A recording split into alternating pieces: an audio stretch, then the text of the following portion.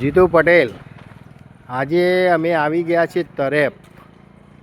વાડીનાથનું મંદિર મોટું ભવ્ય જોવાલાયક છે, તે હું તમને બતાવીશ। આપણે વાડીનાથની અંદર ભવ્ય મંદિર જોવાલાયક છે અને આપણે અંદર જઈ અને બધું તમને બતાવીશ। આપણે હવે મંદિરના નજીક આવી ગયા છીએ। મંદિરની બહાર થોડી સફાઈ પણ ચાલી રહી છે અને હવે મંદિરની અંદર આપણે ઉપર જઈશું અને જોઈશું।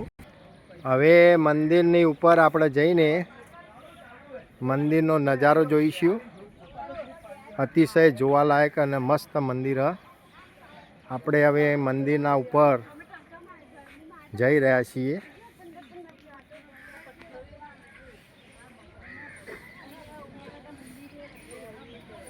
હવે આપણે આવી ગયા છીએ મંદિરના ઉપર અને પહેલાં આપણે ગણપતિ દાદાનું મંદિર,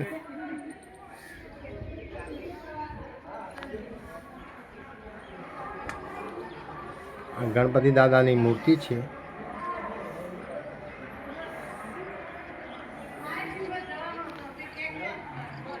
પછી આમાં હનુમાન દાદાની મૂર્તિ છે।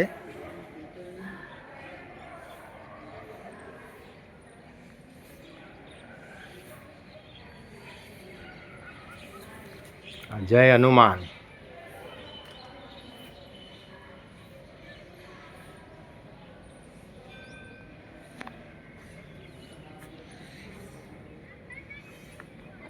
હવે આપણે ઉપર જઈશું મંદિરની અંદર।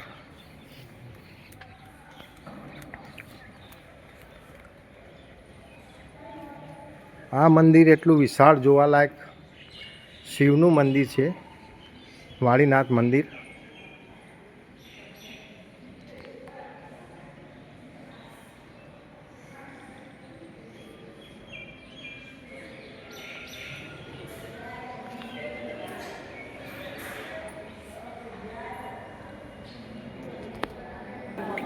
જો આ મંદિરના અંદર આપણે આવી ગયા છીએ।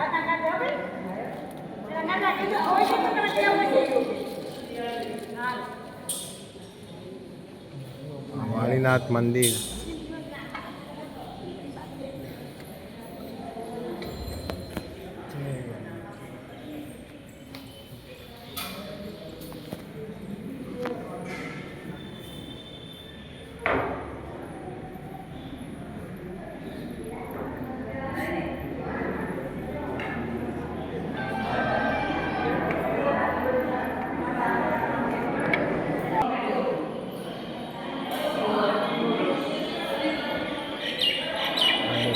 ભગવાન।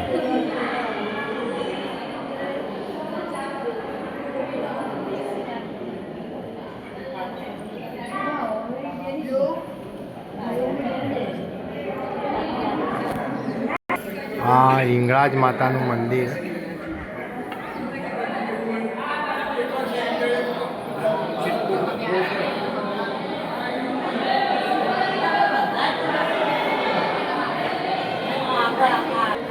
હવે તમને બહારનો નજારો બતાવીશ।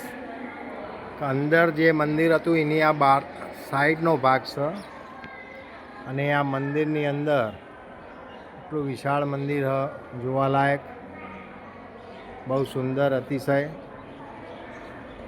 બહુ જોવાલાયક છે।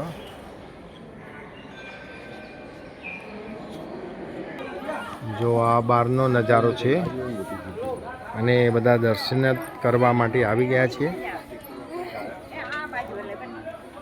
જો આ બહારનો નજારો તમને દેખાઈ રહ્યો છું, આ બધી જગ્યા વાડીનાથ મંદિરમાં જ છે અને બહુ જોવાલાયક છે। અમે બધા આજે અહીંયા આવ્યા છીએ વાડીનાથ, આ અમારું ગ્રુપ છીએ। આ બધા દાસદથી આવ્યા છીએ। હર હર મહાદેવ, હર હર મહાદેવ, બોલો હર હર મહાદેવ કી જય। તમે કોમેન્ટમાં લખજો કે તમે આ મંદિર જોયું છે કે નથી જોયું।